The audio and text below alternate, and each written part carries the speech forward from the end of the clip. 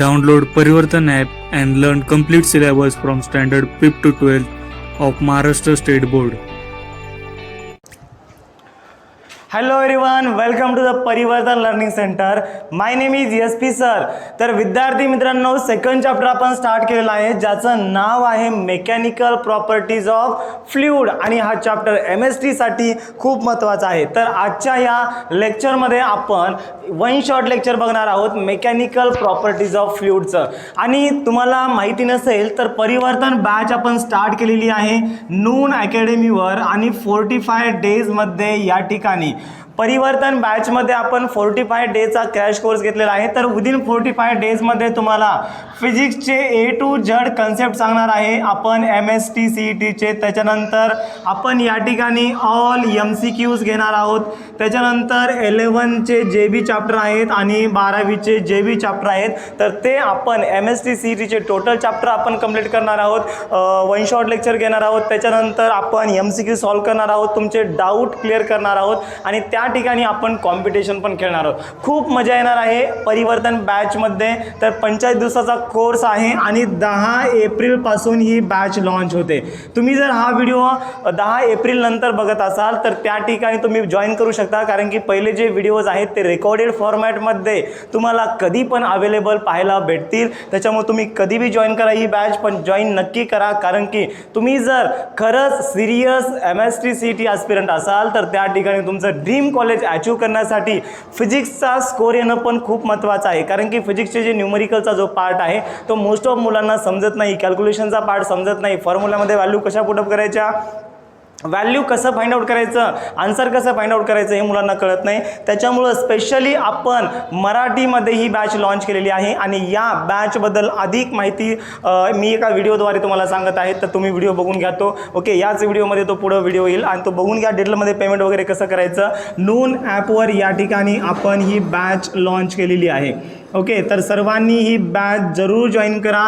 तर तुम्हाला काय करायचं आहे, डिस्कवरमध्ये परिवर्तन बॅच सर्च करायच्या आणि जॉईन करायचं आहे. फक्त 1000 रुपये फीस आहे. तर 1000 रुपयामध्ये तुम्हाला या ठिकाणी टोटल पार्ट हा शिकायला भेटणार आहे. ओके, आणि ते बी मराठीमध्ये शिकायला भेटणार आहे. त्याच्यामुळं नक्की जॉईन करा, पैशाला बघू नका. ओके, कारण की ड्रीम कॉलेज अचीव करायचं आहे तर त्या ठिकाणी अभ्यास करावा लागेल आणि अभ्यास म्हणजे सिरियसली अभ्यास करावा लागेल. ओके, कुठला अभ्यास करत असं म्हणजे कुठं बी अभ्यास करून चालणार नाही. तुम्हाला A to Z सगळा अभ्यास करावा लागेल आणि तुम्हाला त्या ठिकाणी MCQची प्रॅक्टिस करावी लागेल. ओके, चला ठीक आहे, without wasting any time let's start today's lecture. तर मेकॅनिकल प्रॉपर्टीज ऑफ फ्लुइड मध्ये आपण सर्वात पहिल्यांदा फ्लुइड बद्दल आपण चर्चा केली. कशाबद्दल चर्चा करते मित्रांनो? Fluid. What is the fluid?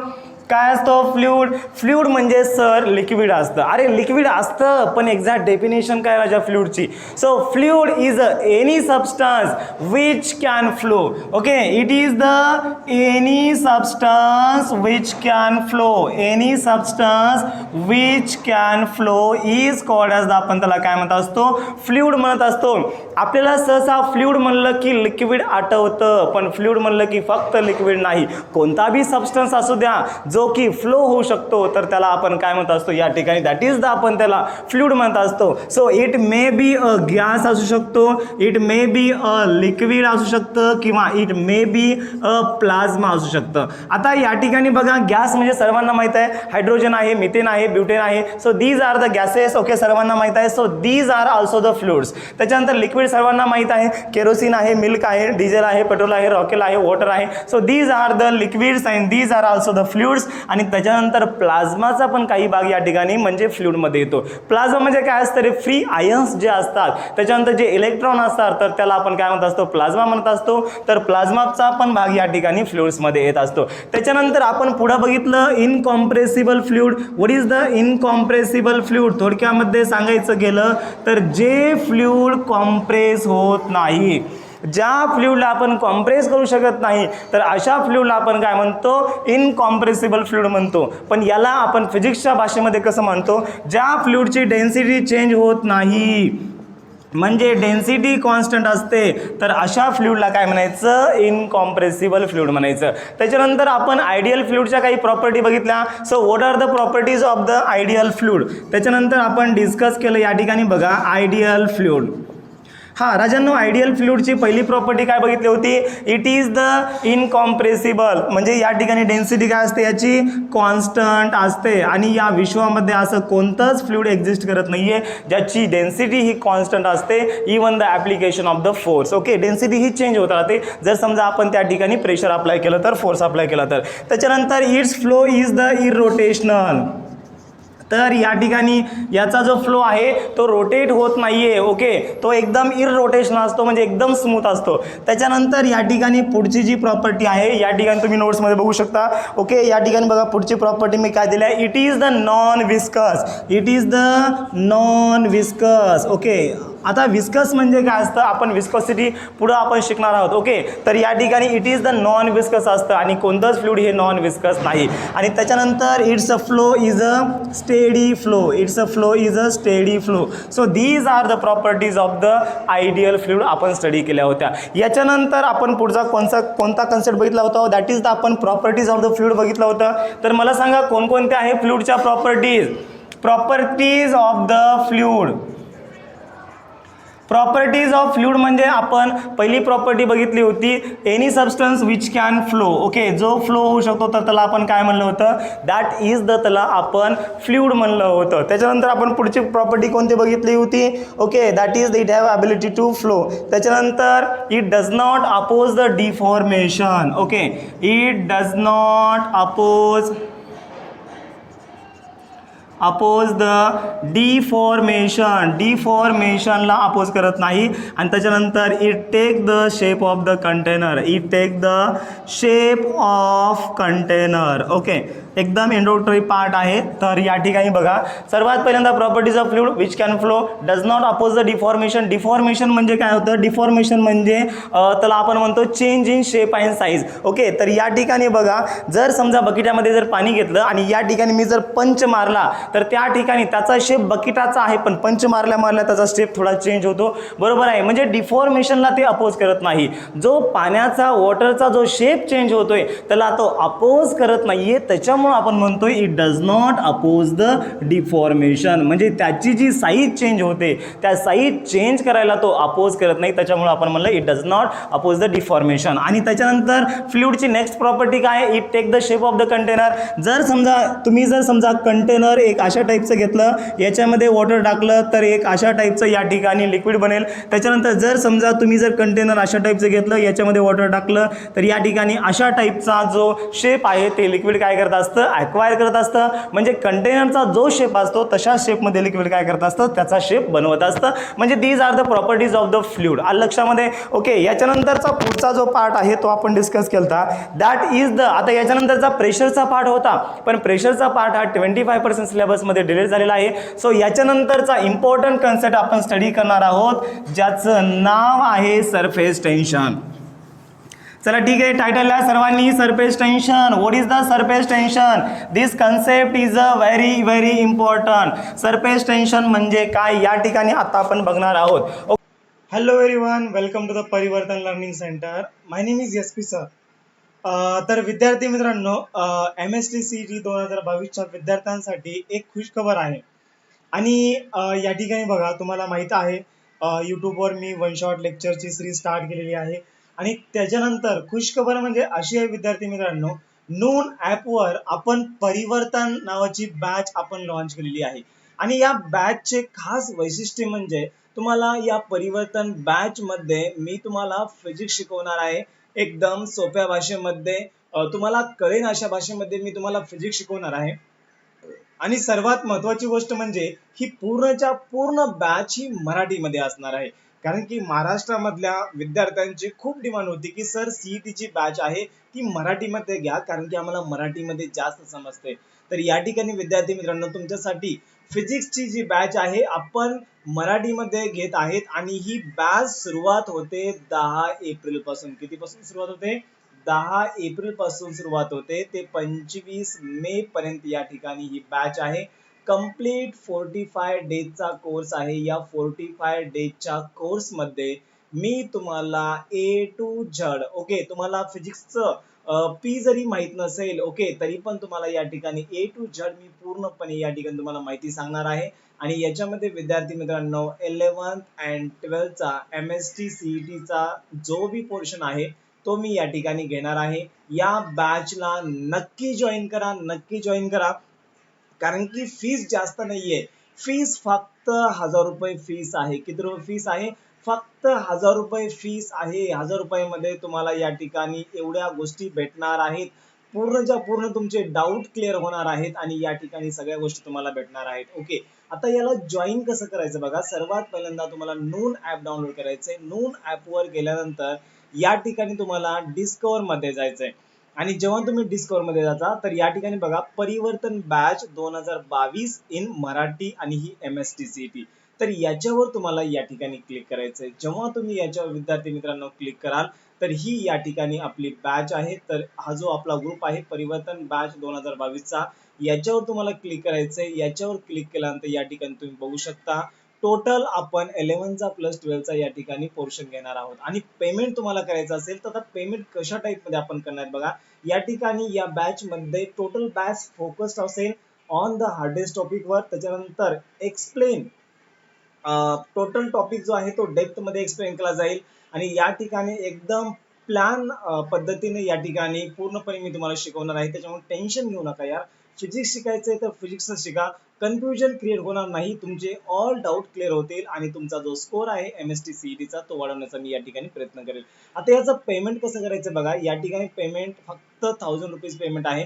तर सर्वात पहिल्यांदा तुम्हाला त्या आपल्या ग्रुपवर जायचं. डिस्कवर मध्ये तुम्हाला आता सांगितलं. सर्वात पहिल्यांदा तुम्हाला कुठे जायचंय, दॅट इज द डिस्कवर मध्ये जायचंय. डिस्कवर मध्ये गेल्या गेल्या या ठिकाणी बघा परिवर्तन बॅच 2022 इन मराठी आणि MST CET खाली नाव असेल नून प्लस आहे. याच्यावर तुम्हाला क्लिक करायचंय. याच्यावर क्लिक केल्यानंतर परिवर्तन बॅचवर क्लिक करायचंय आणि या ठिकाणी जॉईन ग्रुपवर क्लिक करायचंय आणि या ठिकाणी जॉईन ग्रुपवर तुम्ही क्लिक केल्यानंतर या ठिकाणी डायरेक्टली आता ही जे पेज आहे ही शिफ्ट होणार आहे. पेमेंट पेजला या ठिकाणी शिफ्ट होणार आहे.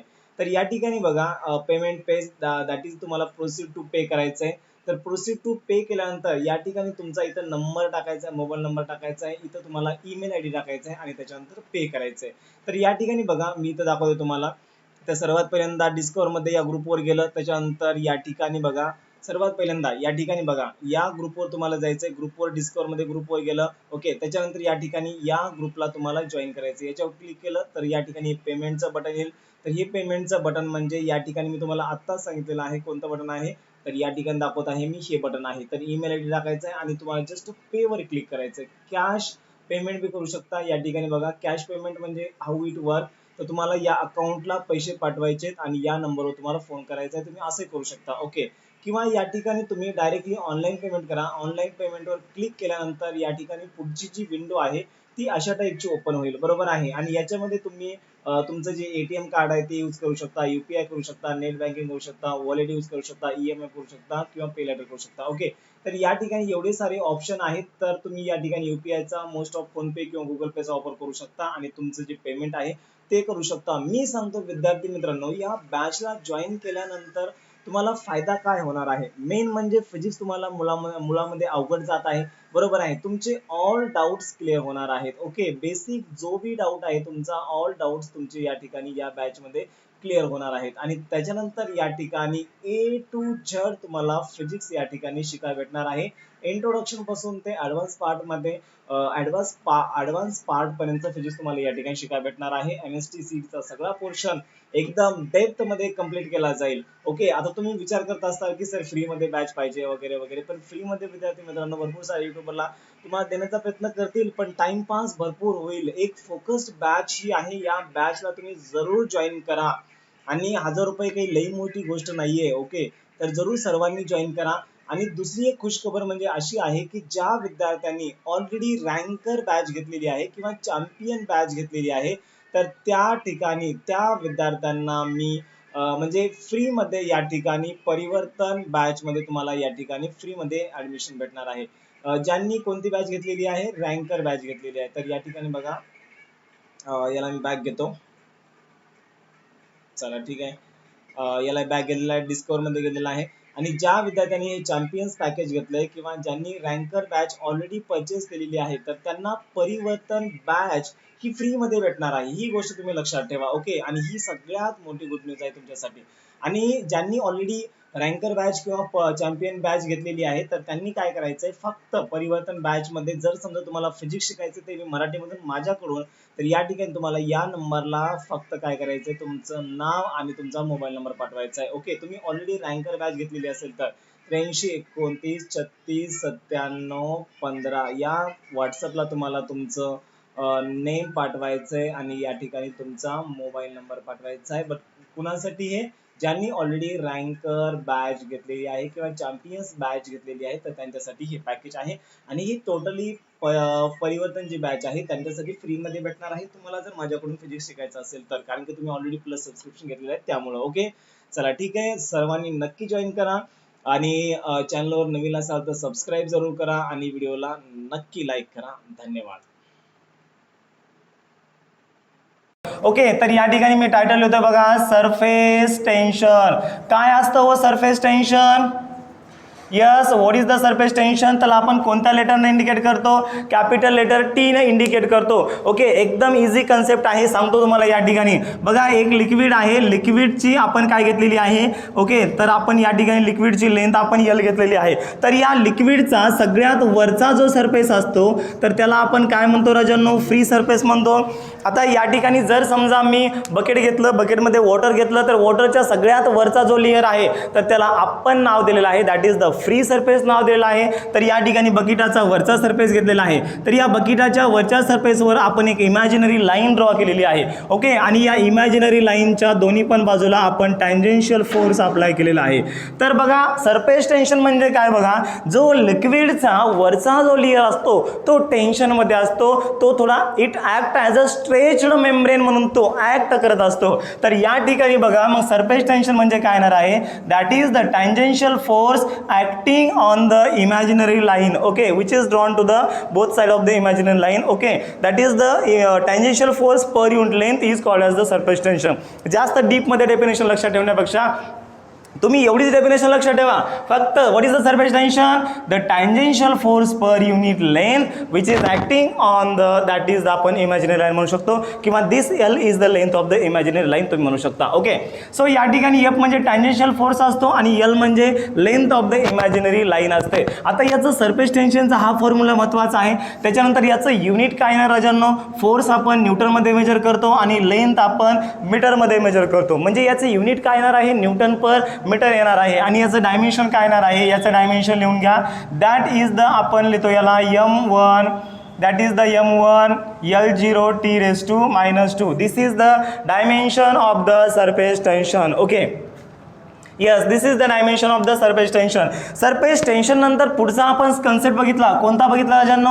सरफेस एनर्जी बघितला. ओके, तर सरफेस एनर्जी म्हणजे काय असतं मी तुम्हाला सांगतो. आता या ठिकाणी आपण एक वेसल घेतलेला आहे, या वेसलमध्ये आपण लिक्विड टाकलेलं आहे. ओके, तर या ठिकाणी वेसलचे जे काही खालचे मॉलिक्यूल आहेत आणि वेसलच्या काही सरफेसवरचे जे मॉलिक्यूल आहेत, मग एक गोष्ट तुम्हाला या ठिकाणी सांगतो मी, वेसलच्या ज्या सगळ्यात वरचे जे मॉलिक्यूल आहेत त्यांच्यापाशी थोडी एक्स्ट्रा एनर्जी असते. त्यांच्यापाशी कोणती एनर्जी असते?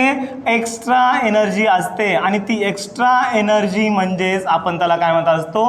पोटेन्शियल एनर्जी म्हणत असतो. आणि ही पोटेन्शियल एनर्जी म्हणजेच आपण त्याला काय म्हणत असतो? That is the surface energy म्हणत असतो.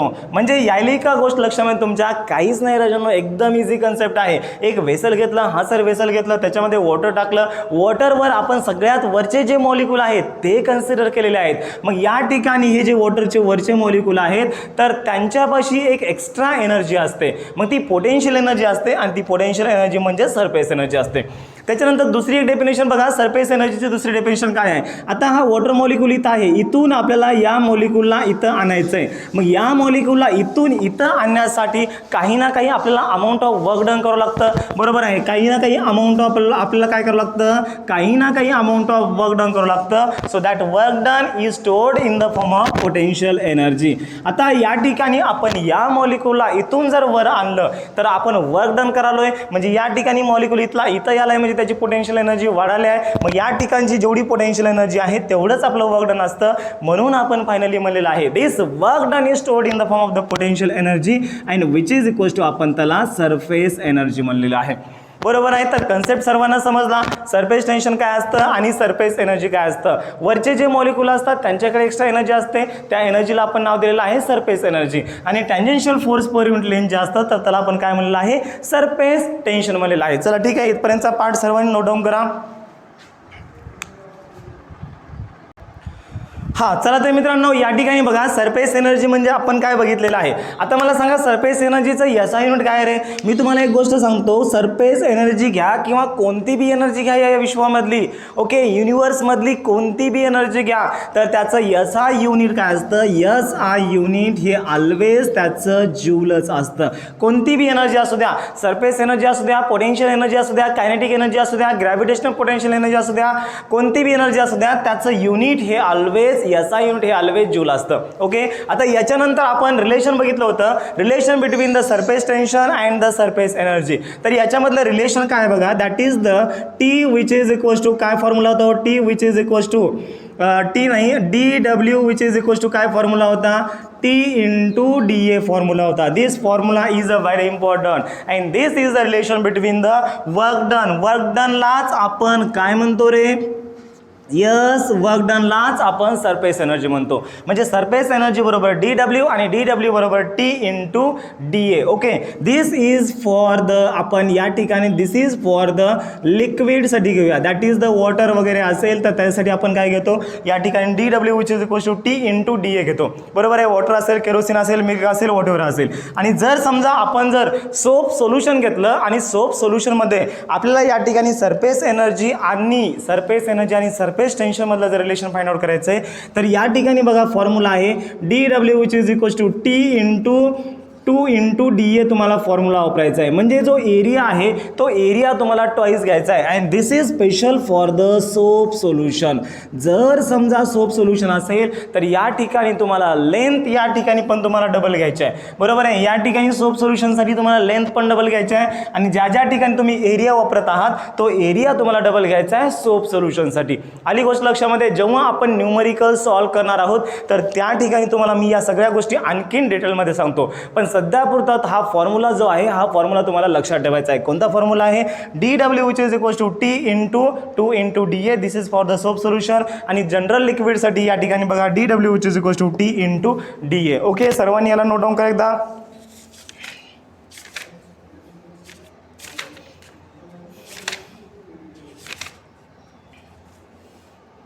चला ठीक आहे, केलं नोट डाऊन. याच्यानंतरचा पुढचा कन्सेप्ट आपण बघितला होता, अँगल ऑफ कॉन्टॅक्ट काय आहे. Okay, this is the very important concept, angle of contact. आपण पहिल्या चॅप्टरमध्ये कोणता कन्सेप्ट बघितला रे, अँगल ऑफ बँकिंगचा कन्सेप्ट बघितला. हा सर अँगल ऑफ बँकिंगचा कन्सेप्ट बघितला आपण. बरोबर आहे. मग याच्यामध्ये आपल्याला स्टडी करायचं आहे अँगल ऑफ कॉन्टॅक्ट काय असतो. बघा इकडं एकदम इझी कन्सेप्ट आहे, अँगल ऑफ कॉन्टॅक्ट काय आहे.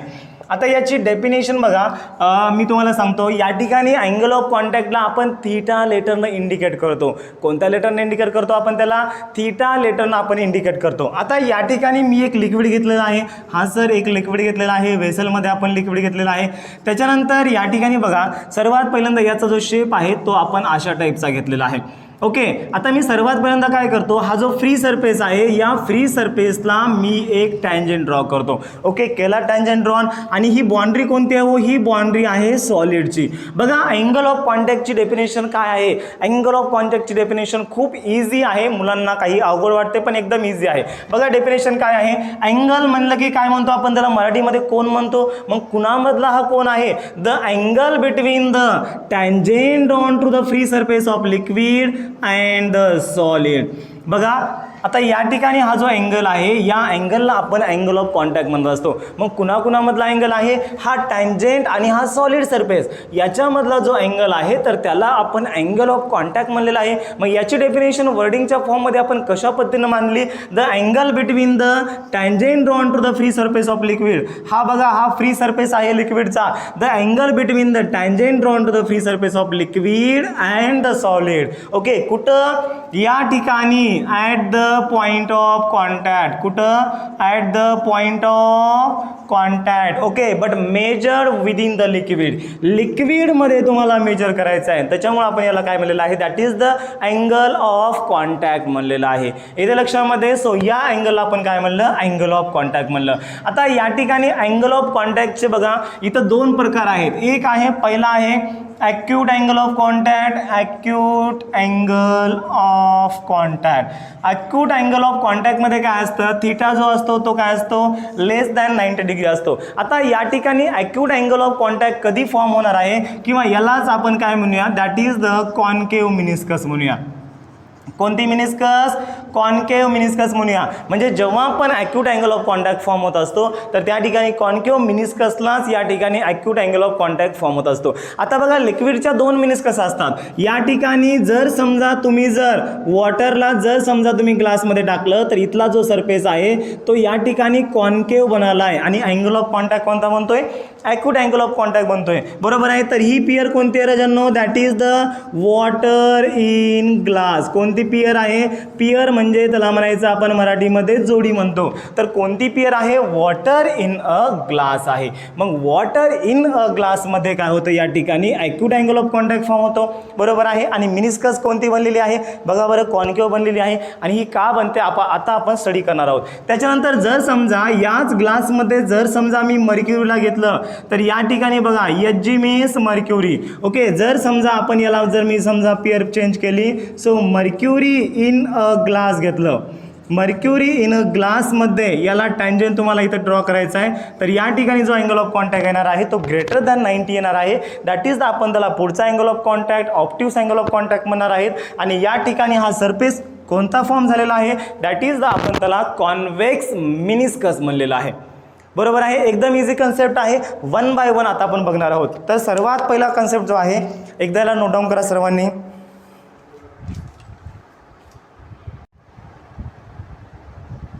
हॅलो.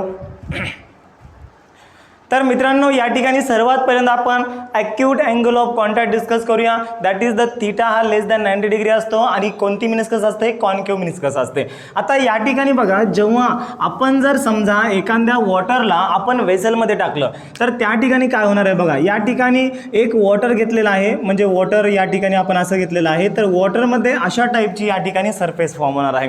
आता इथला आपण काय केलं, याला सर्वात पहिल्यांदा आपण टँजंट ड्रॉ केली. तर सॉलिड आणि टँजंट याच्यामधला अँगल कोणता असतो, दॅट इज आपण त्याला अँगल ऑफ कॉन्टॅक्ट म्हणलं आहे. त्याच्यानंतर या ठिकाणी आपण एक ए पॉईंट घेतलेला आहे. बरोबर आहे. त्याच्यानंतर इथला एक फोर्स आपण एपी फोर्स घेतला. त्याच्यानंतर या ठिकाणी आपण दॅट इज द कोइझिव्ह फोर्स घेतला. त्याच्यानंतर या ठिकाणी आपण रिझल्टंट फोर्स घेतलेला आहे. बरोबर आहे. हा जो रिझल्टंट फोर्स आहे आणि त्याच्यानंतर टँजंट आहे एकमेकाला परपेंडिक्युलर असतात. तर अशा पद्धतीनं या ठिकाणी आपण डायग्राम ड्रॉ केलेले आहे. तर याच्यामध्ये आता नेमकं काय होलं बघा, इथं सर्वात पहिल्यांदा एपी म्हणजे काय असतो, ॲडिसिव्ह फोर्स असतो. आता ॲडिसिव्ह फोर्स आणि कोइझिव्ह फोर्स म्हणजे काय याची डेफिनेशन मी तुम्हाला सांगायचं विसरून गेलो. बघा दोन टाईपचे फोर्स असतात, एक असतो ॲडिसिव्ह फोर्स आणि दुसरा असतो कोइझिव्ह फोर्स. तर ॲडिसिव्ह फोर्स म्हणजे काय, the force of attraction between the molecule of the different substance. Molecule of the different substance is called as, त्याला आपण ॲडिसिव्ह फोर्स म्हणतो. आणि कोइझिव्ह फोर्स म्हणजे काय, the force of attraction between the molecule of the same substance. The force of attraction between the molecule of the same substance याला आपण काय म्हणत असतो, दॅट इज आपण त्याला कोइझिव्ह फोर्स म्हणत असतो. मग या ठिकाणी एपी म्हणजे कोणता आहे, एपी इज द ॲडिसिव्ह फोर्स आहे. एपी म्हणजे कोणता आहे, एपी इज द ॲडिसिव्ह फोर्स आहे. ए आर म्हणजे कोणता आहे, ए आर म्हणजे रिझल्टंट फोर्स आहे. ओके. त्याच्यानंतर ए सी कोणता आहे, ए सी हा कोहिजिव्ह फोर्स आहे. ए सी हा कोहिजिव्ह फोर्स आहे. आणि ए टी म्हणजे काय आहे, ए टी म्हणजे या ठिकाणी टँजंट आहे. आता या ठिकाणी नेमकं काय होलं बघा, ए पी हा ॲडिसिव्ह फोर्स आहे. मग इथं ॲडिसिव्ह फोर्स हा इतका जास्त आहे जेणेकरून इथले जे मॉलिक्यूल आहेत ते वर चालत. ओके, ते वर चालत. त्याच्यामुळे इथं जो आहे तो सरफेस थोडा कॉन्केव्ह बनत आहे. इथं प्लेन आहे त्याच्यामुळे इथं नियर द सॉलिड बाउंड्री सरफेसचे मॉलिक्यूल, वॉटर सरफेसचे मॉलिक्यूल वर जातात. त्याच्यामुळे या ठिकाणी अशा टाईपचा सरफेस बनतो. दॅट इज आपण त्याला काय म्हणत असतो, कॉन्केव्ह सरफेस म्हणतो. आणि कॉन्केव्ह सरफेसलाच आपण कॉन्केव्ह मिनिस्कस म्हणतो. बरोबर आहे, सर्वांना समजलं. मग या ठिकाणी बघा आपण जर टँजंट इथं ड्रॉ केला मग याच्यामधला अँगल हा लेस दॅन 90 बनाला आहे, त्याच्यामुळं आपण या ठिकाणी म्हणतोय acute angle of contact form झालेला आहे. बरोबर आहे. आणि याचं जे एक्झाम्पल तुम्हाला सांगितलं that is the H2O in a glass, that is the आपण त्याला म्हणूया वॉटर इन अ ग्लास, किंवा या ठिकाणी केरोसिन इन अ ग्लास जरी म्हणलं तरी पण तुम्ही चालेल. तर त्या ठिकाणी acute angle of contact form होणार आहे आणि कॉन्केव्ह मिनिस्कस फॉर्म होणार आहे. बरोबर आहे. कशामुळे फॉर्म होले? कारण की या ठिकाणी AP जो आहे इज ग्रेटर दॅन AC आहे. बरोबर आहे. ॲडिसिव्ह फोर्स हा इतका जास्त आहे as compared to cohesive force, त्याच्यामुळे इथले जे मॉलिक्यूल आहेत ते वर चालेत आणि त्याच्यामुळे या ठिकाणी कॉन्केव्ह मिनिस्कस फॉर्म होत आहे. बरोबर आहे. त्याच्यानंतर आता आपल्याला पुढचा कन्सेप्ट बघायचा आहे. या ठिकाणी बघा दॅट इज द आपण त्याला म्हणूया obtuse angle of contact. Obtuse angle of contact. तर ऑप्टिव्स अँगल ऑफ कॉन्टॅक्ट म्हणजे थीटा हा काय असतो रे? ग्रेटर दॅन 90 डिग्री असतो. आणि थीटा हा ग्रेटर दॅन 90 डिग्री असेल तर या ठिकाणी आपण त्याला म्हणूया कॉन्व्हेक्स मिनिस्कस फॉर्म होले. आता कॉन्व्हेक्स मिनिस्कस कधी फॉर्म होते? जेव्हा जर समजा आपण याच्यामध्ये आपण काय केलं बघा, याच्यामध्ये आपण जर समजा मर्क्युरी टाकलं, काय टाकलं? मर्क्युरी टाकलं या ग्लासमध्ये, तर या ठिकाणी इथल्या पॉईंटला काय होलं बघा, इथं A पॉईंट आहे आपला. बरोबर आहे. त्याच्यानंतर इथं P पॉईंट आहे. त्याच्यानंतर या ठिकाणी रिझल्टंट फोर्स हा मध्ये आला आहे. त्याच्यानंतर कोहेसिव्ह फोर्स हा इथं आहे आणि टँजंट हा इथं आहे.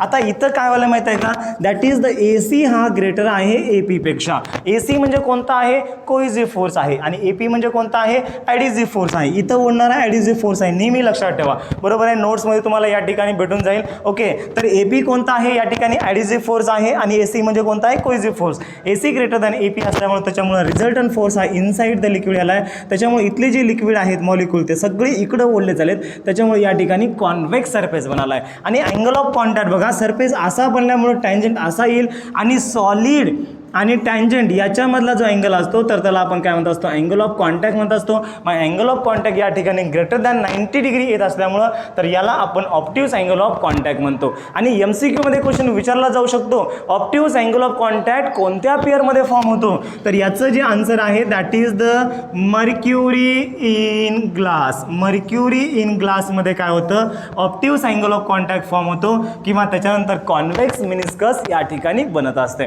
त्याच्यानंतर आपण पुढचा अँगल ऑफ कॉन्टॅक्ट घेणार आहे that is the zero angle of contact. आता झिरो अँगल ऑफ कॉन्टॅक्टमध्ये काय होतं बघा, झिरो अँगल ऑफ कॉन्टॅक्टमध्ये काय होतं? थर्ड नंबरचा अँगल ऑफ कॉन्टॅक्ट आहे. ओके. कधी कधी याच्यावर बी क्वेश्चन विचारला जाऊ शकतो. Zero angle of contact. Zero angle of contact म्हणजे थीटाची व्हॅल्यू किती येणार आहे? 0 डिग्री येणार आहे. आणि कोणता मिनिस्कस फॉर्म होणार आहे? प्लेन मिनिस्कस फॉर्म होणार आहे किंवा प्लेन सरफेस फॉर्म होणार आहे. आता या ठिकाणी नेमकं काय होतं बघा, प्लेन सरफेसवर जर समजा तुम्ही या ठिकाणी एखादं वेसल घेतलं आणि या वेसलमध्ये तुम्ही जर समजा एकदम प्युअर वॉटर टाकलेलं आहे, काय टाकलं? प्युअर वॉटर टाकलं, तर या ठिकाणी फक्त आणि फक्त ॲडिसिव्ह फोर्स प्रेझेंट असतो. म्हणजे AP बरोबर त्यालाच आपण या ठिकाणी AR म्हणतो. AP बरोबर काय म्हणतो? AR म्हणतो. मग अँगल ऑफ कॉन्टॅक्ट झिरो म्हणजे टँजंट कसा आला पाहिजे? या ठिकाणी इथं खाली येतो. बरोबर आहे. तर या ठिकाणी मी आणखीन डिटेलमध्ये समजून सांगितलेलं आहे आपल्या पाठीमागच्या लेक्चरमध्ये. जर समजा तुम्हाला आणखीन डिटेलमध्ये जाणून घ्यायचं आहे तर तुम्ही काय करा, mechanical properties of fluid by SP sir search करा. मी प्रत्येक टॉपिकवर डिटेलमध्ये 1-1 तासाचे व्हिडिओ बनवलेले आहेत, ते तुम्ही बघू शकता. ओके. जर समजा समजत नसेल तर किंवा या ठिकाणी MST CET एवढाच पार्ट सफिशियंट आहे, तुम्ही एवढा जरी केलं तरी पण चालेल. तर या ठिकाणी रिझल्टंट फोर्स म्हणजेच या ठिकाणी काय असतो? ॲडिसिव्ह फोर्स असतो आणि या ठिकाणी कोहेसिव्ह फोर्स ॲब्सेंट असतो. त्याच्यामुळे रिझल्टंट फोर्स इकडंच आला आहे आणि टँजंट इकडं आला आहे. मग सॉलिड बी इथंच आहे, टँजंट बी इथंच आहे, दोघं एकमेकावर ओव्हरलॅप आहेत म्हणजे अँगल किती आहे? 0 आहे. आणि या ठिकाणी प्लेन मिनिस्कस फॉर्म होते किंवा प्लेन सरफेस फॉर्म होतो. आणि याचं एक्झाम्पल कुठं फॉर्म होतो? जर समजा प्युअर वॉटर असेल, काय असेल? Pure water in a glass असेल. एखाद्या ग्लासमध्ये जर समजा आपण प्युअर वॉटर टाकलं तर त्या ठिकाणी अँगल ऑफ कॉन्टॅक्ट हा 0 फॉर्म होतो आणि अशा टाईपची आपली डायग्राम बनते. बरोबर आहे. तर इथपर्यंतचा पार्ट या ठिकाणी तुम्हाला डिस्कस करायचा होता. एकदा याला नोट डाऊन करून घ्या सर्वांनी. ओके. चला ठीक आहे, नोट डाऊन केलं सर्वांनी. आता याच्यानंतरचा पुढचा पार्ट आपल्याला डिस्कस करायचा आहे. याच्यानंतरचा पुढचा पार्ट कोणता राजांनो?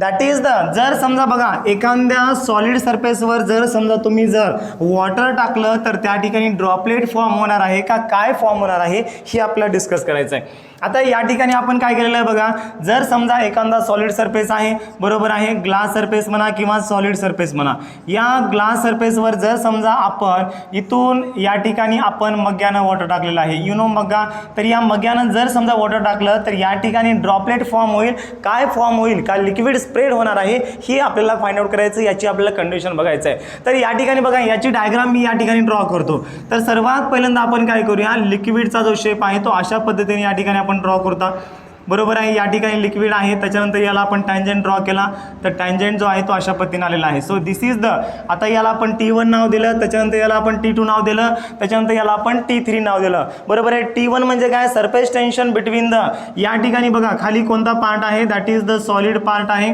आणि वर कोणता पार्ट आहे, दॅट इज द एअर आहे, आणि या ठिकाणी कोणता पार्ट आहे, दॅट इज द लिक्विड आहे.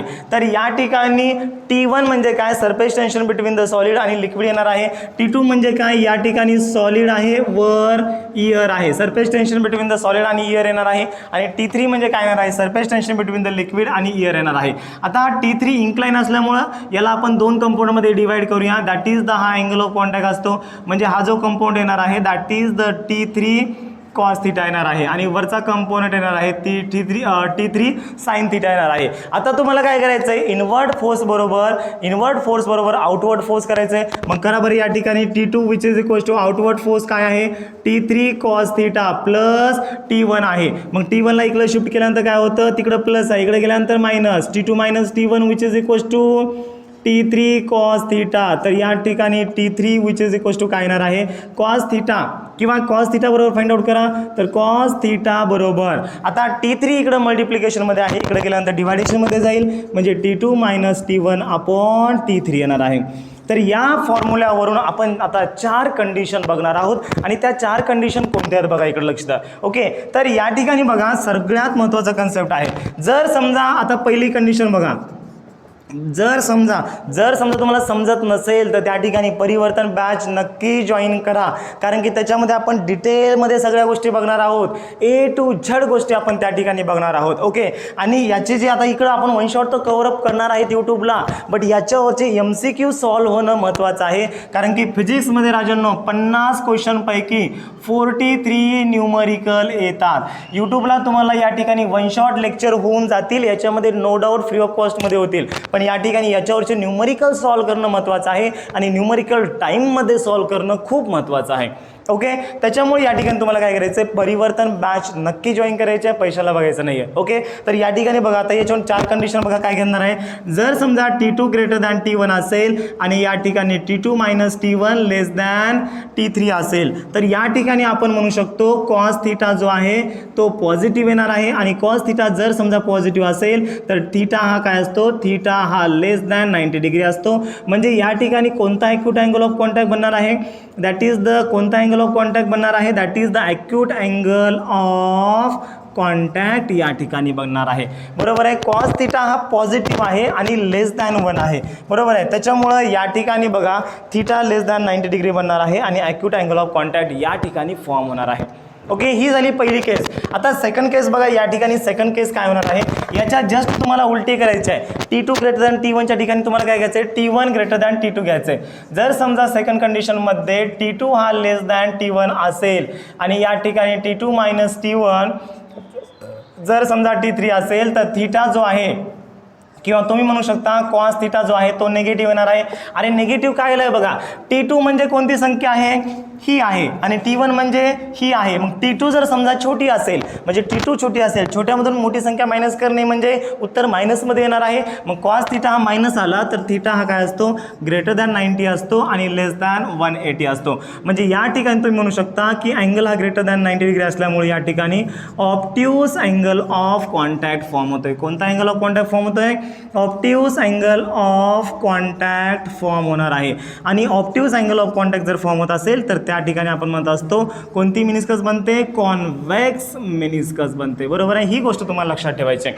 त्याच्यानंतर तिसरी केस आपल्याला या ठिकाणी बघायची आहे. तिसरी केसमध्ये काय होणार आहे, जर समजा T2 - T1 = T3 असेल. बघा इकडं तिसऱ्या केसमध्ये जर समजा T2 - T1 = T3 आला तर कॉस थिटाची व्हॅल्यू +1 असते. बघा इकडं जर समजा T2 - T1 म्हणजे वरची संख्येची वजाबाकी आणि खालची संख्या सेमच आली, वर 5 आलं खाली 5 आलं, 5/5 म्हणजे 1 येतं. म्हणजे या ठिकाणी कॉसची व्हॅल्यू काय आलेली आहे, 1 आलेली आहे. कॉसची व्हॅल्यू 1 म्हणजे थिटा = काय येणार आहे, 0 येणार आहे. बघा कॉस इनव्हर्स ऑफ 1 ची व्हॅल्यू काय असते, 0 असते. म्हणजे थिटा 0 म्हणजे अँगल ऑफ कॉन्टॅक्ट काय येणार आहे, 0 येणार आहे. अँगल ऑफ कॉन्टॅक्ट काय येणार आहे, 0 येणार आहे. अँगल ऑफ कॉन्टॅक्ट 0 म्हणजे प्लेन सरफेस या ठिकाणी फॉर्म होतोय. बरोबर आहे. आणि याच्यानंतर चौथी कंडिशन बघा, या ठिकाणी मी सांगतोय चौथी कंडिशन, जर समजा हा जो T2 आहे बघा, T2 - T1 जर ग्रेटर दॅन T3 आलं, वरचा न्यूमरेटर जास्त आला ॲज कम्पेअर टू डिनॉमिनेटर, तर कॉस थिटा हा एक्झिस्ट करत नाही. म्हणजे कॉस थिटा जो येणार आहे या ठिकाणी ग्रेटर दॅन 1 येणार आहे. And does not exist. जर डज नॉट एक्झिस्ट म्हणजे या ठिकाणी अँगल बनत नाही आहे. जर समजा T2 जास्त असेल आणि T1 कमी असेल आणि दोघांची सबस्ट्रॅक्शन T3 पेक्षा जास्त असेल, ओके, याच्यापेक्षा जास्त असेल, तर या ठिकाणी अँगल बनणार नाही आहे. म्हणजे ड्रॉपलेट बनणार नाही आहे. म्हणजे त्याच्यामुळे जे लिक्विड आपण इथं टाकणार आहे सॉलिड सरफेसवर ते असं या ठिकाणी स्प्रेड होणार आहे. त्याच्यामध्ये तर हा पार्ट जर समजला नसेल तर या ठिकाणी परिवर्तन बॅच जॉईन करा, कारण की परिवर्तन बॅचवर तुम्हाला टोटल डिटेलमध्ये हा पार्ट कसा सांगायचा किंवा कसा लक्षात ठेवायचा या सगळ्या कंडिशन मी तुम्हाला ट्रिक्स अँड टिप्स जेवढ्या बी मी म्हणजे या ठिकाणी सांगितलेल्या आहेत किंवा या ठिकाणी एक बी ट्रिक सांगितली नाही आहे, पण त्या ठिकाणी परिवर्तन बॅचमध्ये तुम्हाला भरपूर साऱ्या ट्रिक हा फॉर्म्युला लक्षात ठेवण्याच्या किंवा या केसेस लक्षात ठेवण्यासाठी तुम्हाला भेटणार आहे. ओके, तर जरूर सर्वांनी जॉईन करा. चला ठीक आहे, याला नोट डाऊन करा. याच्यानंतरचा पुढचा कन्सेप्ट आपल्याला स्टडी करायचा आहे. आता याच्यानंतरचा विद्यार्थी मित्रांनो पुढचा पार्ट आपल्याला डिस्कस करायचा आहे. आता बघा अँगल ऑफ कॉन्टॅक्ट आपण स्टडी केलं तर हा अँगल ऑफ कॉन्टॅक्ट हा कुणावर डिपेंड असणार आहे. अँगल ऑफ कॉन्टॅक्ट हा सर्वात पहिल्यांदा या ठिकाणी बघा, जो आपण अँगल ऑफ कॉन्टॅक्ट या ठिकाणी स्टडी करत आहोत, अँगल ऑफ कॉन्टॅक्ट स्टडी करत आहोत, तर सर्वात पहिल्यांदा मला सांगा, हे जे लिक्विड आहे आणि हे जे सॉलिड आहे, ओके, त्याच्या नेचरवर डिपेंड असतं. म्हणजे सॉलिड लिक्विड नेचरवर अँगल ऑफ कॉन्टॅक्ट डिपेंड असतो. म्हणजे आपण लिक्विड कोणतं यूज करत आहे त्याच्यावर अँगल ऑफ कॉन्टॅक्ट डिपेंड असतो. सॉलिडचं नेचर कोणतं आहे याच्यावर देखील अँगल ऑफ कॉन्टॅक्ट डिपेंड असतो. त्याच्यानंतर अँगल ऑफ कॉन्टॅक्ट आणखीन कशावर डिपेंड असतो, impurities present in the liquid. Impurities present in the liquid ज्या बी इम्प्युरिटीज या लिक्विडमध्ये प्रेझेंट आहेत तर त्याच्यावर देखील अँगल ऑफ कॉन्टॅक्ट डिपेंड असतो. जर समजा आपण इम्प्युरिटीज टाकल्या, जर समजा शुगर ॲड केली, सॉल्ट ॲड केलं, फेनॉल ॲड केलं, डेटॉल ॲड केलं, त्याच्यानंतर डिटर्जंट पावडर ॲड केलं, तर त्या ठिकाणी अँगल ऑफ कॉन्टॅक्ट हा चेंज होत असतो. आणि त्याच्यानंतर जर समजा आपण टेम्परेचर जर समजा व्हॅरी केलं तर त्या ठिकाणी अँगल ऑफ कॉन्टॅक्ट हा चेंज होत असतो. जर समजा तुम्ही टेम्परेचर इन्क्रीज केलं देन या ठिकाणी अँगल ऑफ कॉन्टॅक्ट काय होणार आहे, ऑल्सो इन्क्रीज होणार आहे. ही गोष्ट तुम्ही लक्षात ठेवा. कधी कधी MCQ मध्ये थेरॉटिकल क्वेश्चन विचारतात आणि सिंपल विचारतात, that is the angle of contact depends upon the which of the following option. Okay, तर या ठिकाणी बघा सॉलिड आणि लिक्विडवर डिपेंड असतो, इम्प्युरिटीज प्रेझेंट इन द लिक्विडवर डिपेंड असतो आणि टेम्परेचरवर डिपेंड असतो. टेम्परेचर इन्क्रीज झालं तर अँगल ऑफ कॉन्टॅक्ट काय होतो, इन्क्रीज होतो. आलं लक्षामध्ये. त्याच्यानंतर आता आपल्याला सरफेस टेन्शनची गोष्ट डिस्कस करायची आहे. तर सरफेस टेन्शन या ठिकाणी कुणाकुणावर डिपेंड असतं किंवा सरफेस टेन्शनचा इम्प्युरिटीजवर काय परिणाम आहे. बघा 3 टाईपच्या इम्प्युरिटीज असतात. एक असते सोल्युबल इम्प्युरिटीज. कोणती असते, सोल्युबल इम्प्युरिटीज. त्याच्यानंतर दुसरी असते बघा या ठिकाणी स्पॅरिंगली सोल्युबल इम्प्युरिटीज. Soluble impurities. आणि त्याच्यानंतर तिसरी असते इनसोल्युबल इम्प्युरिटीज. इम्प्युरिटीज. ओके, आता या ठिकाणी सोल्युबल इम्प्युरिटीज उदाहरणार्थ जर समजा आपण याच्यामध्ये शुगर ॲड केली, हा सर शुगर ॲड करू शकतो, किंवा आपण जर समजा सॉल्ट ॲड केलं तर त्या ठिकाणी सरफेस टेन्शन काय होतं, सरफेस टेन्शन काय होतं, इन्क्रीज होतं. ओके, जर समजा आपण या ठिकाणी सोल्युबल इम्प्युरिटीज म्हणजे सॉल्ट किंवा शुगर त्या वॉटरमध्ये किंवा त्या लिक्विडमध्ये ॲड केलं तर सरफेस टेन्शन काय होतं, या ठिकाणी इन्क्रीज होतं. त्याच्यानंतर जर समजा स्पॅरिंगली सोल्युबल इम्प्युरिटीज उदाहरणार्थ आपण जर समजा फेनॉल ॲड केला किंवा जर समजा आपण डिटर्जंट पावडर ॲड केलं, बरोबर आहे, किंवा याला आपण सोडा म्हणूया किंवा आपण डिटर्जंट पावडर म्हणूया. जर समजा डिटर्जंट पावडर ॲड केलं तर त्या ठिकाणी सरफेस टेन्शन काय होत असतं, डिक्रीज होत असतं. ही गोष्ट लक्षात ठेवा. त्याच्यामुळेच आपण धुण्यासाठी या ठिकाणी डिटर्जंट पावडर किंवा आपण फेनॉलचा यूज करत असतो. ओके, एखाद्या गोष्टीमधला मळ काढायचा आहे, फरशी धुवायची आहे तर आपण फेनॉलचा यूज करत असतो किंवा डिटर्जंट पावडरचा या ठिकाणी यूज करत असतो, कारण की सरफेस टेन्शन कमी व्हाले. सरफेस टेन्शन कमी म्हणजे या कपड्यांचा आणि वॉटरचा जास्त कॉन्टॅक्ट होतो, त्याच्यामुळे हा जो कपडा आहे याच्यामध्ये जो मळ आहे, जो स्टेन आहे तो बाहेर निघतो. आलं लक्षामध्ये. त्याच्यानंतर इनसोल्युबल इम्प्युरिटीज उदाहरणार्थ जर समजा आपण काही आयर्न पार्टिकल असतील, ओके, किंवा या ठिकाणी रॉक असेल, okay, this is the insoluble impurities, दगड असेल, स्टोन असेल, किंवा या ठिकाणी पेबल्स म्हणूया आपण, किंवा या ठिकाणी आपण प्लास्टिक घेऊया, किंवा या ठिकाणी आपण ग्लास घेऊया. तर ग्लास जर समजा आपण टाकला तर त्या ठिकाणी काय व्हायलंय, सरफेस टेन्शन काय व्हायलंय, कमी व्हायलंय. ओके, पण तेवढं कमी होत नाही जेवढं डिटर्जंट पावडर टाकल्यामुळे कमी होतं, तेवढं या ठिकाणी ग्लास वगैरे टाकल्या, ग्लासचे पार्टिकल किंवा स्टोनचे पार्टिकल टाकल्यामुळे कमी होत नाही. आलं लक्षामध्ये. आणि त्याच्यानंतर सरफेस टेन्शन आणखीन कोणावर डिपेंड आहे, सरफेस टेन्शन आणखीन टेम्परेचरवर डिपेंड आहे. जर समजा टेम्परेचर वाढलं तर त्या ठिकाणी सरफेस टेन्शन काय होत असतं, कमी होत असतं. इथे लक्षामध्ये आहे. या ठिकाणी टेम्परेचर वाढलं तर या ठिकाणी अँगल ऑफ कॉन्टॅक्ट काय होत असतो, यस, टेम्परेचर वाढलं तर अँगल ऑफ कॉन्टॅक्ट काय होत असतो, कमी होत असतो. कमी होत असतो का इन्क्रीज होत असतो. ओके, चला ठीक आहे, याचा आन्सर मला सांगा तुम्ही. ओके, आणि या ठिकाणी बघा टेम्परेचर जर समजा इन्क्रीज झालं तर या ठिकाणी सरफेस टेन्शन काय होत असतं, डिक्रीज होत असतं. ओके, टेम्परेचर वाढल्यानंतर अँगल ऑफ कॉन्टॅक्ट काय होतं, याचं आन्सर मला तुम्ही या ठिकाणी कमेंटमध्ये सांगायचं आहे. This is for your homework, कारण याच्याहून तुम्हाला ही गोष्ट बनवता येते. येथे लक्षामध्ये टेम्परेचर वाढलं तर अँगल ऑफ कॉन्टॅक्ट काय व्हायला पाहिजे या ठिकाणी, यस, ते मला कमेंटमध्ये सांगा. तर सर्वांना लक्षात आलं सरफेस टेन्शनचा इम्प्युरिटीजवर काय परिणाम आहे आणि टेम्परेचरवर काय परिणाम आहे. टेम्परेचर वाढलं की सरफेस टेन्शन काय होतं, कमी होतं. त्याच्यामुळं आपण गरम पाण्याचा यूज करत असतो, कारण की टेम्परेचर वाढलं म्हणजे गरम पाणी आपण करतो. गरम पाण्याचा यूज आपण कपडे धुण्यासाठी करत असतो. ओके, जर समजा जुने कपडे असतील तर आपण गरम पाण्यामध्ये धुतो आणि नवीन कपडे असतील तर आपण थंड पाण्यामध्ये धुतो. आता कोल्ड म्हणजे या ठिकाणी बघा, ओल्ड फॅब्रिक, ओल्ड कॉटन असेल म्हणजे जुने कपडे असतील, जुने जर कपडे असतील तर आपण काय करत असतो, गरम पाण्यामध्ये धुतो. आणि जर समजा नवीन कपडे असतील, न्यू कॉटन असेल तर त्या ठिकाणी आपण कोल्ड वॉटरमध्ये का धुतो, कारण की या ठिकाणी न्यू कॉटनला जर समजा आपण गरम पाण्यामध्ये धुलं सरफेस टेन्शन कमी असतं, त्याच्यामुळे वॉटरचा आणि त्या कपड्याचा जास्त कॉन्टॅक्ट होतो, त्याच्यामुळं नवीन कपड्याचा कलर जाण्याची शक्यता असते. त्याच्यामुळे आपण काय करतो, नवीन कपडे थंड पाण्यामध्ये आणि ओल्ड कॉटन आपण कशामध्ये धुतो, या ठिकाणी हॉट वॉटरमध्ये या ठिकाणी आपण धुवत असतो. आणि लक्षामध्ये हा बी पार्ट MCQ मध्ये विचारला जाऊ शकतो. सर्वांनी या पार्टला नोट डाऊन करायचं आहे. ओके, चला ठीक आहे, सर्वांनी नोट डाऊन करा. यस, ओके, मी सांगितलं ह्या पार्टवर हा पार्ट डिपेंड आहे. तर टेम्परेचर वाढलं तर अँगल ऑफ कॉन्टॅक्ट काय होतो, डिक्रीज होतो. ओके, याच्यानंतरचा पुढचा पार्ट आपल्याला स्टडी करायचा आहे. याच्यानंतरचा पुढचा पार्ट आहे access pressure inside the liquid drop, जो की भरपूर महत्त्वाचा पार्ट आहे. याच्यावर बोर्ड एक्झाममध्ये थेरी क्वेश्चन खूप मोठं डेरिव्हेशन विचारलं जाऊ शकतं 3 मार्कासाठी, कधी कधी 4 मार्कासाठी. आता excess pressure inside the liquid drop काय असतं बघा formula. Excess pressure inside the liquid drop PI - P0 म्हणजे एक्सेस प्रेशर असतं, which is equals to 2T upon R formula आहे. This is the excess pressure inside the liquid drop. आणि जर समजा excess pressure inside the soap solution find out करा म्हणलं तर PI - P0 which is equals to, या ठिकाणी तुम्हाला मी सांगतोय जर समजा सोप सोल्युशन असेल तर डबल करायचं.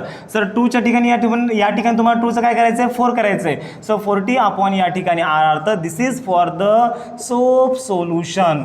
ओके, सोप सोल्युशन असेल तर या ठिकाणी हा फॉर्म्युला यूज करा, आणि लिक्विड ड्रॉप असेल किंवा या ठिकाणी दुसरा कोणता ड्रॉप असेल तर त्या ठिकाणी हा फॉर्म्युला यूज करा. सोप सोल्युशनसाठी फक्त डबल करायचं, एवढी गोष्ट लक्षात ठेवा. ओके, PI मायनस P0 काय असतं, एक्सेस प्रेशर, T म्हणजे सरफेस टेन्शन आणि R म्हणजे काय असतं, त्या लिक्विड ड्रॉपची रेडियस असते, त्या सोप बबलची रेडियस असते किंवा त्या एअर ड्रॉपची रेडियस असते. आलं लक्षामध्ये. याच्यानंतरचा पुढचा पार्ट बघा, या ठिकाणी आपल्याला डिस्कस करायचा आहे कॅपिलरी ॲक्शन काय असतं. आता कॅपिलरी ॲक्शन म्हणा किंवा कॅपिलॅरिटी म्हणा. ओके, सो बघा कॅपिलरी ॲक्शन किंवा यालाच आपण कॅपिलॅरिटी म्हणतो. महत्त्वाचा कन्सेप्ट आहे. तर कॅपिलॅरिटी काय असतं बघा, काही नाही, याच्यापूर्वी आपण एक कॅपिलरी ट्यूब काय असतं हे डिस्कस करूया. तर कॅपिलरी ट्यूब म्हणजे काय असतं बघा, एखादी ट्यूब आहे जिचा डायमीटर हा खूप स्मॉल आहे, खूप फाईन आहे, तर त्याला आपण बोर म्हणतो. बोर म्हणजे काय असतो, डायमीटर, आणि नियरली इक्वल्स टू जर समजा हा डायमीटर 1 mm आला आणि ही ट्यूब जर समजा दोन्ही साईडला ओपन असेल तर त्याला म्हणायचं कॅपिलरी ट्यूब म्हणायचं. मग कॅपिलरी ट्यूबची डेफिनेशन काय आहे, a tube having a very fine bore. Okay, a tube having a very fine bore which is equals to 1 mm and which is open to the both end is called as the capillary capillary tube म्हणा. आलं लक्षामध्ये. आता या capillary ट्यूबचं बघा काय होतं, जर समजा याला आपण जर वॉटरमध्ये टाकलं, कशामध्ये टाकलं, वॉटरमध्ये टाकलं, तर याची जी लेवल आहे ती लेवल या ठिकाणी इन्क्रीज होत आहे. बरोबर आहे. याला आपण कशामध्ये टाकलेलं आहे, दॅट इज द H2O मध्ये टाकलंय. आणि जर समजा या कॅपिलरी ट्यूबला जर समजा आपण मर्क्युरीमध्ये टाकलं तर याची जी लेवल आहे मधली, याची लेवल मधली कमी होते. दॅट इज आपण त्याला फॉल ऑफ द लिक्विड म्हणूया. दिस इज द मर्क्युरी. ओके, म्हणजे जेव्हा या कॅपिलरी ट्यूबला आपण वॉटरमध्ये डीप कराल तर त्या ठिकाणी राईज ऑफ द लिक्विड व्हाले. Okay, rise in the level of the liquid व्हाले इनसाइड द कॅपिलरी ट्यूब. आणि जर समजा याला आपण मर्क्युरीमध्ये टाकलं तर त्या ठिकाणी fall of the liquid level inside the capillary tube व्हाले. त्याच्यामुळे आपण म्हणू शकतो, जर समजा वॉटरमध्ये टाकलं तर राईज व्हाले आणि मर्क्युरीमध्ये टाकलं तर काय व्हाले, फॉल व्हाले. म्हणजे हा जो फेनॉमेनॉन आहे राईज होण्याचा किंवा फॉल होण्याचा, बरोबर आहे, तर त्या फेनॉमेनॉनला आपण काय म्हणलेलं आहे, कॅपिलरी ॲक्शन म्हणलेलं आहे किंवा त्यालाच आपण कॅपिलॅरिटी म्हणलेलं आहे. तर डेफिनेशन काय आहे, the phenomenon of the rise or fall of the liquid inside the capillary tube when it is dipped in a liquid is called as, आपण त्याला कॅपिलरी ट्यूब म्हणूया, कॅपिलॅरिटी म्हणा किंवा त्यालाच आपण कॅपिलरी ॲक्शन म्हणूया. बरोबर आहे. तर याचं एक्झाम्पल बघा, जर समजा या ठिकाणी बघा, the cloth soaks water. Okay, cloth काय करतं, वॉटरला सोक करतं. त्याच्यानंतर sap and water rises up to the leaves of the tree. Sap and water म्हणजे या ठिकाणी बघा, जर समजा एखादं झाड असेल, या ठिकाणी झाडांच्या मुळामधून जे न्यूट्रिएंट असतं तर त्याला आपण सॅप म्हणतो. लिक्विड न्यूट्रिएंटला आपण सॅप म्हणतो. तर या झाडांच्या मुळामध्ये लिक्विड न्यूट्रिएंट जे असतं इथून वर कशामध्ये जातं, this is due to the capillary ॲक्शनमध्ये जातं. जर समजा तुम्हाला कॅपिलॅरिटी काय असतं किंवा कॅपिलरी ॲक्शन डिटेलमध्ये स्टडी करायचं आहे तर तुम्ही mechanical properties of the fluid by the SP sir टाकून तुम्ही या ठिकाणी डिटेलमध्ये पाहू शकता. ओके, CETसाठी जेवढं इम्पॉर्टंट आहे तेवढं मी सांगितलेलं आहे. त्याच्यानंतर या ठिकाणी बघा, लिक्विड जे राईज व्हालं आहे H हाईटनं राईज व्हालं आहे किंवा लिक्विड फॉल व्हालं आहे, या ठिकाणी किती हाईटनं फॉल व्हालं आहे, H हाईटनं फॉल व्हालं आहे. बरोबर आहे. मग याचा फॉर्म्युला काय आहे, H which is equals to 2T cos θ upon ρgr. हा फॉर्म्युला आहे. म्हणजे एखाद्या कॅपिलरी ट्यूबमध्ये लिक्विड किती राईज व्हाले किंवा किती फॉल व्हाले, तर किती हाईटनं व्हाले, तर हे फाइंड आउट करायचं असेल तर H equals to 2T cos θ upon ρgr हा फॉर्म्युला आहे. बरोबर आहे. याच्यामध्ये H मध्ये height of the liquid column, that is the rise or fall. त्याच्यानंतर T म्हणजे सरफेस टेन्शन, θ म्हणजे अँगल ऑफ कॉन्टॅक्ट, ρ म्हणजे density of the water or liquid, G म्हणजे ॲक्सेलरेशन ड्यू टू ग्रॅव्हिटी आणि R म्हणजे radius of the capillary tube आहे. Okay, तर हा फॉर्म्युला आहे. हा फॉर्म्युला महत्त्वाचा आहे. याच्यानंतरचा पुढचा पार्ट आहे आपला फ्लुइड डायनामिक्सचा पार्ट आहे. याच्यामध्ये आपण फ्लुइड डायनामिक्समध्ये काय शिकलं बघा, स्ट्रीमलाईन फ्लो काय असतं आणि टर्ब्युलंट फ्लो काय असतं. Yes, what is the streamline flow आणि टर्ब्युलंट फ्लो. स्ट्रीमलाईन फ्लोमध्ये काय असतं बघा, एक मिनिट लक्ष द्या इकडं. तर स्ट्रीमलाईन फ्लोमध्ये काय असतं बघा, स्ट्रीमलाईन फ्लो किंवा यालाच आपण लॅमिनार फ्लो म्हणत असतो. काय म्हणत असतो, लॅमिनार फ्लो म्हणत असतो. तर या ठिकाणी बघा, आता हा एक पाईप आहे, हां सर एक पाईप आहे, तर या पाईपमधून जर समजा या ठिकाणी वॉटर असं पडत असेल, बरोबर आहे, तर वॉटरचे लेयर असतात, वॉटर लेअरमध्ये डिवाइड केलेलं आहे. मग हे जे लेयर आहेत एकमेकावर एकदम स्मूथली मूव्ह होत असतील, एकमेकावर पॅरलली मूव्ह होत असतील, हे लेयर एकमेकामध्ये मिक्सअप होत नसतील तर त्याला म्हणायचं स्ट्रीमलाईन फ्लो किंवा लॅमिनार फ्लो म्हणायचं. आणि इकडं आपण शिकणार आहोत दॅट इज द बघा टर्ब्युलंट फ्लो. आता टर्ब्युलंट फ्लो काय असतो, या ठिकाणी बघा जर समजा आपण या ठिकाणी पाईपची जे लिक्विड आहे त्याची वेलोसिटी वाढवली तर आता ही जे लेयर आहेत कधी कधी एकमेकामध्ये असे मिक्सअप होतात. ओके, मग या ठिकाणी आपण म्हणू शकतो the layers of the fluid does not move over each other is called as, आपण त्याला टर्ब्युलंट फ्लो म्हणूया. म्हणजे या ठिकाणी या ज्या लाईन्स ऑफ फोर्स आहेत किंवा या ज्या स्ट्रीम लाईन्स आहेत एकमेकामध्ये इंटरसेक्ट होतात. इकडं स्ट्रीम लाईन एकमेकामध्ये इंटरसेक्ट होत नाहीत, इकडं इंटरसेक्ट होतात. त्याच्यानंतर याचा जो रेनॉल्ड्स नंबर असतो तो लेस दॅन काय असतो 1000 असतो आणि याचा जो रेनॉल्ड्स नंबर असतो तो ग्रेटर दॅन काय असतो 2000 असतो. एवढं तुम्ही लक्षात ठेवा, बरोबर आहे. याची जी वेलोसिटी असते ती लेस दॅन द क्रिटिकल वेलोसिटी असते आणि याची जी वेलोसिटी असते ती ग्रेटर दॅन द काय असते क्रिटिकल वेलोसिटी असते. आता याच्यानंतर आपण स्टडी करणार आहोत की क्रिटिकल वेलोसिटी काय असतं आणि रेनॉल्ड्स नंबर काय असतो. आता बघा क्रिटिकल वेलोसिटी काय असतं आपण स्टडी करणार आहोत. What is the critical velocity, formula महत्त्वाचा आहे. डेफिनेशन काय आहे critical velocity, the velocity beyond which a streamline flow becomes a turbulent flow. म्हणजे ज्या वेलोसिटीच्या पुढं हा जो स्ट्रीमलाईन फ्लो आहे किंवा लॅमिनार फ्लो आहे तो टर्ब्युलंट फ्लोमध्ये कन्वर्ट होतोय, तर त्या ठिकाणी अशा वेलोसिटीला आपण काय म्हणलेलं आहे क्रिटिकल वेलोसिटी म्हणलेलं आहे आणि याला आपण VC न इंडिकेट केलेलं आहे. आणि VCचा फॉर्म्युला काय येणार आहे RN ईटा अपॉन ρd येणार आहे. VC म्हणजे क्रिटिकल वेलोसिटी, RN म्हणजे रेनॉल्ड्स नंबर, ईटा म्हणजे कोएफिशियंट ऑफ विस्कॉसिटी, रो म्हणजे डेन्सिटी ऑफ लिक्विड आणि डी म्हणजे डायमीटर ऑफ द ट्यूब असतं, बरोबर आहे. त्याच्यानंतर रेनॉल्ड्स नंबरचा फॉर्म्युला काय येणार आहे, रेनॉल्ड्स नंबरचा फॉर्म्युला येणार आहे VC इंटू ρd अपॉन ईटा फॉर्म्युला येणार आहे. काय केलं मी फक्त या ठिकाणी RNला इथंच राहू दिले, ρdला इकडे शिफ्ट केलं आणि ईटाला इकडे शिफ्ट केलेलं आहे. तर या ठिकाणी रेनॉल्ड्स नंबरचा फॉर्म्युला आपला हा बनलेला आहे. आणि रेनॉल्ड्स नंबर हा कसा असतो माहिती आहे का, हा युनिटलेस असतो. ओके, याचं युनिट नसतं, युनिटलेस आणि डायमेन्शनलेस असतो, कारण की हा एक नंबर असतं, नंबरला युनिट आणि डायमेन्शन नसतं. Okay, this is the unitless and the dimensionless असतो. This is the Reynolds number. Reynolds number जर समजा लेस दॅन 1000 असेल तर लॅमिनार फ्लो किंवा स्ट्रीमलाईन फ्लो म्हणायचं आणि रेनॉल्ड्स नंबर जर समजा ग्रेटर दॅन 2000 असेल तर त्याला टर्ब्युलंट फ्लो म्हणायचं. आता रेनॉल्ड्स नंबर जर समजा 1000 आणि 2000च्या मध्ये असेल तर त्याला काय म्हणायचं, या ठिकाणी तुम्ही म्हणू शकता की लॅमिनार फ्लोचा टर्ब्युलंट फ्लोमध्ये कन्व्हर्जन होणं चालू आहे, त्याच्यामुळे रेनॉल्ड्स नंबर हा इन बिटवीन लॅमिनार फ्लो आणि टर्ब्युलंट फ्लो आला आहे. आलं लक्षामध्ये. त्याच्यानंतर आपण न्यूटन्स लॉ ऑफ विस्कॉसिटी शिकलं. ओके, याच्या अगोदर आपण विस्कॉसिटी काय असतं शिकलं. विस्कॉसिटी काय असतं, what is the viscosity,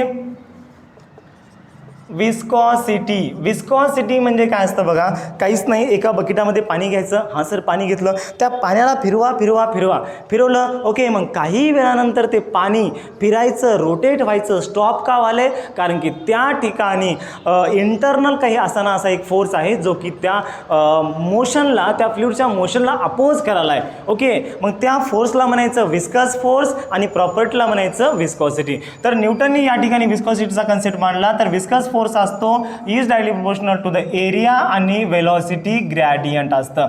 okay, आता या ठिकाणी बघा न्यूटन्स लॉ ऑफ विस्कॉसिटी काय आहे, F is directly proportional to the area of the layer आणि वेलोसिटी ग्रॅडियंट. मग या ठिकाणी प्रोपोर्शनॅलिटी नंतर आपण कॉन्स्टंट घेतला eta into A into dv upon dx आणि या ठिकाणी जो ईटा असतो दॅट इज द आपण त्याला कोइफिशियंट ऑफ विस्कॉसिटी म्हणतो. F म्हणजे काय असतो, विस्कस फोर्स असतो, ए म्हणजे एरिया ऑफ द लिक्विड असतं, एरिया ऑफ द लेयर असतं आणि dv अपॉन dx म्हणजे वेलोसिटी ग्रॅडियंट असतं.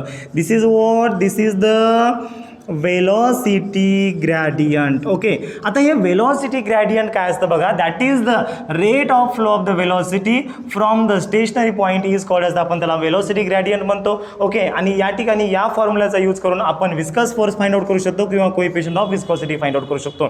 आता या ठिकाणी बघा coefficient of viscosity, coefficient of विस्कॉसिटीचं युनिट कधी कधी विचारलं जाऊ शकतं. कोइफिशियंट ऑफ विस्कॉसिटी काय असतं आणि कोइफिशियंट ऑफ विस्कॉसिटीवरच डिपेंड आहे एखादं लिक्विड किती विस्कस आहे आणि किती विस्कस नाही. तर कोइफिशियंट ऑफ विस्कॉसिटीचं जे SI युनिट आहे ते newton second per metre square आहे.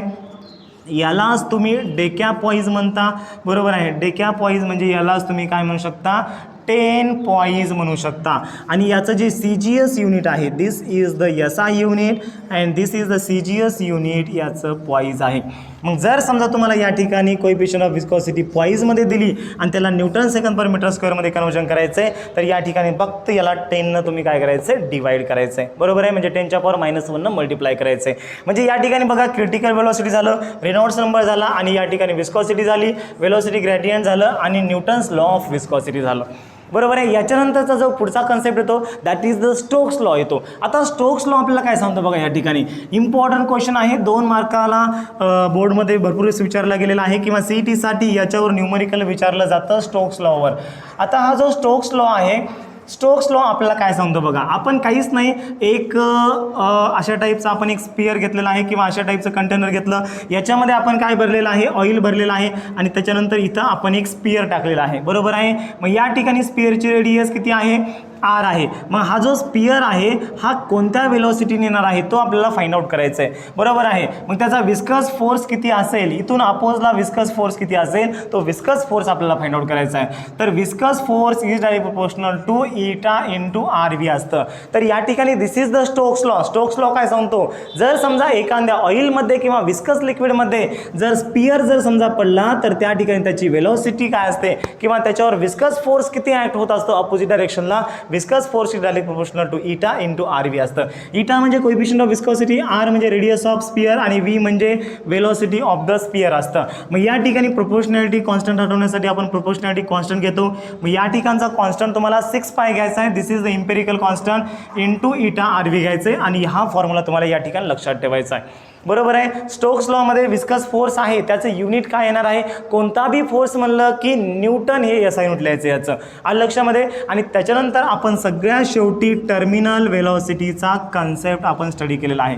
आता टर्मिनल वेलोसिटी म्हणजे काय असतं बघा, सर्वात पहिल्यांदा या ठिकाणी या स्पियरला जर समजा तुम्ही इथं ठेवलं, बरं ठीक आहे, या ठिकाणी याची जी डायग्राम आहे मी इथं ड्रॉ करत आहे. आता हा स्पियर आहे, या स्पियरची डेन्सिटी आपण रो कन्सिडर करूया, लिक्विडची डेन्सिटी आपण सिग्मा कन्सिडर करूया, या स्पियरची रेडियस R कन्सिडर करूया. त्याच्यानंतर या ठिकाणी याला खाली डायरेक्शनला म्हणजे डाऊनवर्ड डायरेक्शनला लागणारा फोर्स हा FG आहे आणि अपवर्ड डायरेक्शनला लागणारा फोर्स 2 आहे, that is the viscous force plus beyond force असतो. बरोबर आहे. तर टर्मिनल वेलोसिटी काय असते, जर समजा या स्पियरला तुम्ही इथं ठेवलं आणि त्याच्यानंतर याची वेलोसिटी वाढते वाढते एका पॉईंटपर्यंत वाढते, पण त्याच्यानंतर त्याची वेलोसिटी कॉन्स्टंट असते. So the constant velocity acquired by the object when it is flowing किंवा when it is placed in the viscous medium is called as आपण त्याला टर्मिनल वेलोसिटी म्हणतो. मग टर्मिनल वेलोसिटीचा आपण फायनल फॉर्म्युला ऑब्टेन केला, that is the याच्यामध्ये आपण FV plus FU which is equals to आपण FG या इक्वेशनचा यूज करून आपण फायनल फॉर्म्युला या ठिकाणी ऑब्टेन केला.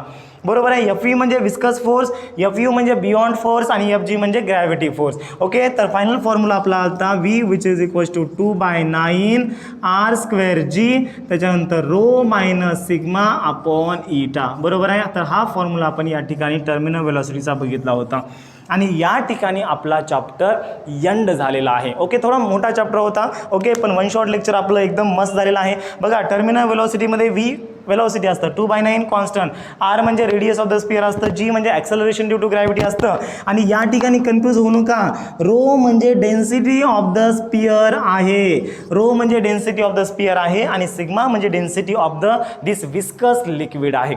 आलं लक्षामध्ये. तर या ठिकाणी आपला हा चॅप्टर सक्सेसफुली एंड झालेला आहे. त्याच्यानंतर पुढचा चॅप्टर आपला आपण KTG घेणार आहोत. ओके. वन शॉट लेक्चर यूट्यूबला टोटल येणार आहेत, टोटल तुम्ही वन शॉट लेक्चर बघा आणि त्याच्यानंतर याच्यावरले न्यूमरिकल तुम्ही सॉल्व करण्यासाठी परिवर्तन बॅचला तुम्ही नक्कीच जॉईन करा, कारण की त्या बॅचमध्ये तुम्हाला टोटल न्यूमरिकल, कारण की फिजिक्समध्ये बघा थेरी पार्ट महत्त्वाचा नाही आहे यार, 43 प्लस न्यूमरिकल आहेत, म्हणजे तुम्हाला जास्तीत जास्त न्यूमरिकल सॉल्व करायचे आहेत आणि तुम्हाला न्यूमरिकलची स्पीड तुम्हाला वाढवायची आहे. फक्त न्यूमरिकल तुम्हाला सॉल्वच नाही करायचे आहेत. उगाच 10 मिनिटाला एक आन्सर येत असेल तर त्या ठिकाणी काहीच कामाचं नाही, कारण की तुम्हाला 50 मिनिटामध्ये हे 50 क्वेश्चन फिजिक्सचे सॉल्व करायचे आहेत. आलं लक्षामध्ये. चला ठीक आहे. चॅनलवर नवीन असाल तर चॅनलला सबस्क्राईब करा, व्हिडिओला लाईक करा आणि आपल्या मित्रांपर्यंत ही माहिती अवश्य शेअर करा. धन्यवाद.